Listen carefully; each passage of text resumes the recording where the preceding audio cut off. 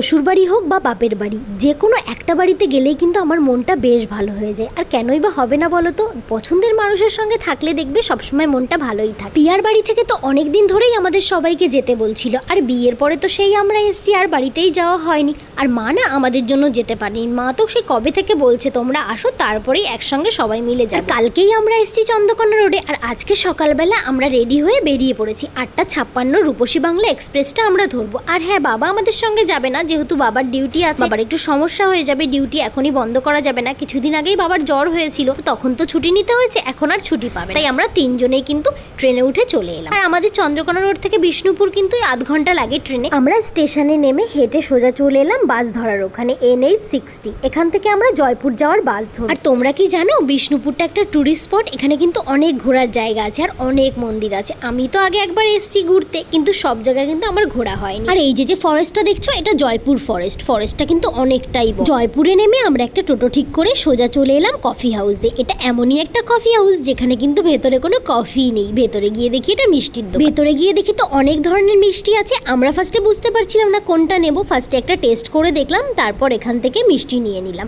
আর তোমরা কি জানো, বিষ্ণুপুরের মিষ্টি কিন্তু দারুণ খেতে। আমাদের টোটোতে করে হয়তো ওই 15 থেকে 20 মিনিট মতো লাগবে। আগের বার যখন বিয়ের সময় গেছিলাম তখন তো গাড়িতে গেছিলাম আর রাত্রে গিয়েছিলাম, তাই এই রাস্তাগুলো তখন দেখা হয়। যেতে যেতে একটা জায়গায় চোখে পড়লো, ও জলগুলো বেরিয়ে যাচ্ছে, আর ওখানে না অনেকে মাছ ধরছে, অনেক বড় বড় মাছ ওখানে। আর আমরা যে রাস্তাটা দিয়ে যাচ্ছিলাম, রাস্তার দু সাইডেই কিন্তু জঙ্গল, ওই জয়পুরের জঙ্গল। আর এই জঙ্গলেই কিন্তু হাতি থাকে, অনেকবার কিন্তু এই রাস্তা দিয়ে হাতিও বেড়ায়। যদিও আমার দেখার সৌভাগ্য কোনোদিনই হয়। তো আমরা তো টোটোতে করে সবাই মিলে গল্প করতে করতে পৌঁছে গেলাম পিয়ার বাড়ি। যাওয়ার সঙ্গে সঙ্গে পিয়া আমাদের জন্য লেবুর শরবত নিয়ে এলো, আর শরবতটা বেশ দারুণ হয়েছিল। এটা পিয়ার শাশুড়ি মা, আর এইটা কিন্তু ঠাকুমা। আমরা একটু লেবুর শরবতটা খেয়ে নিলাম, তারপরে তো দেখো কত মিষ্টি নিয়ে চলে এসছে। আর আমি তো মিষ্টি একটুও পছন্দ করি না, তাই আমি কিন্তু এই মিষ্টির মধ্যে একটাও খেতে পারিনি, শুধু একটা কালো জাম খেয়েছি। আর আমাদের এই বাড়িতে আমি ছাড়া কিন্তু সবাই মিষ্টি খুবই পছন্দ করে, আমি শুধু একটু ব্যতিক্রম হয়ে গেছি। আমরা মিষ্টিটা খেয়ে সোজা চলে এলাম উপরে, যেহেতু প্রিয়া উপরেই থাকে। আর উপরে এসে চেঞ্জ করে দেখি উপরে এত গাছ লাগানো, সুমিত এখানে অনেক গাছ লাগিয়েছে। আমার সব থেকে বেশি ভালো লেগেছে এই রেন লিলিটা, এটা তো এত দারুণ লাগছিল।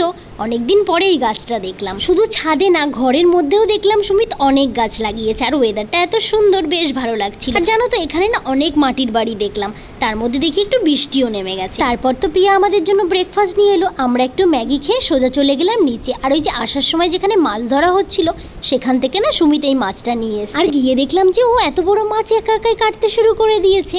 আর তারপর তো সবার সঙ্গে একটুখানি গল্প করলাম, দুপুরে খাওয়ার টাইমও হয়ে গেছে, তাই আমাদের খাবারও দিয়ে। আজকে দুপুরে ছিল 5 রকমের ভাজা, ডাল, আর ওদের জন্য মাটন। আর আমি যেহেতু মাটন খাই না, তাই আমার জন্য ছিল মাছ ভাজা আর মিষ্টি আর দই। তো আমি তো এত কিছু দিয়ে খেতে পারি না, আমার আবার না 1টা থেকে 2টো আইটেম হলে বেশি ভালো লাগে। কিন্তু কি আর করবো, সবকিছু একটু একটু করে ট্রাই করে নিলাম। আর ওদের বাড়িতে না আলু পোস্তটা রোজই হয়। এদিকের মানুষ মনে হয় আলু পোস্তটা একটু বেশি ভালোবাসে, আমি আমার শ্বশুর বাড়িতেও দেখেছি। এই বাড়িতে আর বাঁকুড়াতে, 2 বাড়িতেই কিন্তু পোস্তটা খুব বেশি খাওয়া। এবারে একটু উপরে গিয়ে রেস্ট করব, আর এর পরে কি কি করেছি সেটা তোমাদের সঙ্গে নেক্সট ভিডিওতে শেয়ার করব।